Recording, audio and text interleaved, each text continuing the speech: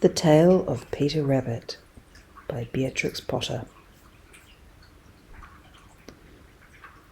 Once upon a time, there were 4 little rabbits, and their names were Flopsy, Mopsy, Cottontail, and Peter. They lived with their mother in a sandbank underneath the root of a very big fir tree. "Now, my dears," said old Mrs. Rabbit one morning, "you may go into the fields or down the lane, but don't go into Mr. McGregor's garden. Your father had an accident there. He was put in a pie by Mrs. McGregor. Now, run along and don't get into mischief. I am going out." Then old Mrs. Rabbit took a basket and her umbrella and went through the woods to the baker's. She bought a loaf of brown bread and 5 currant buns. Flopsy, Mopsy, and Cottontail, who were good little bunnies, went down the lane to gather blackberries. But Peter, who was very naughty, ran straight away to Mr. McGregor's garden and squeezed under the gate. First, he ate some lettuces and some French beans, and then he ate some radishes. And then, feeling rather sick, he went to look for some parsley. But round the end of the cucumber frame, who should he meet but Mr. McGregor?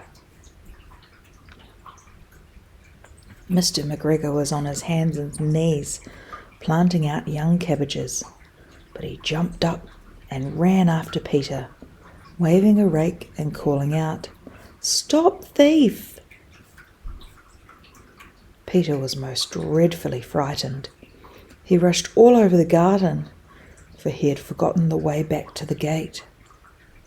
He lost one of his shoes among the cabbages and the other shoe among the potatoes.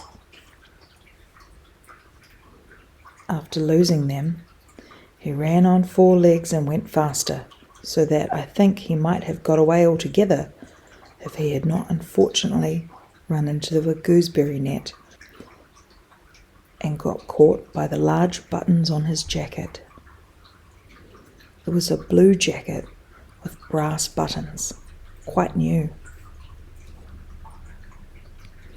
Peter gave himself up for lost and shed big tears. But his sobs were overheard by some friendly sparrows, who flew to him in great excitement and implored him to exert himself.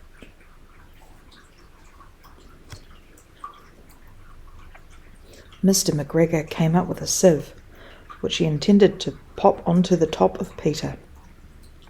But Peter wriggled out just in time, leaving his jacket behind him. And, rushing into a tool shed, he jumped into a can. It would have been a beautiful thing to hide in if it had not had so much water in it. Mr. McGregor was quite sure that Peter was somewhere in the tool shed, perhaps underneath a flower pot. He began to turn them over carefully, looking under each.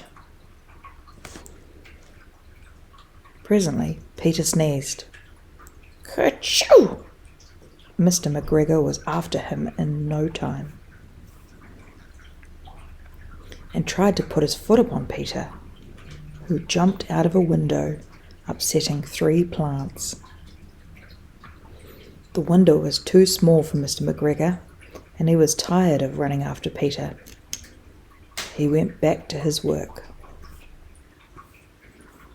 Peter sat down to rest.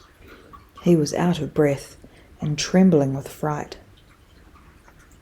and he had not the least idea which way to go.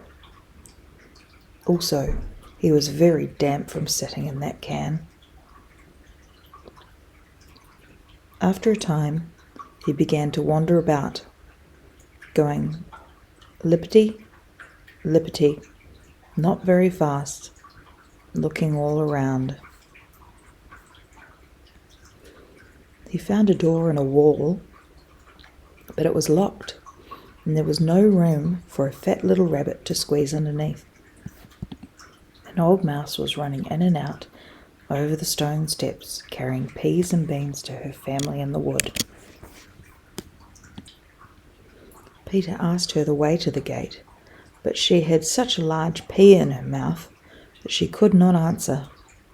She only shook her head at him. Peter began to cry.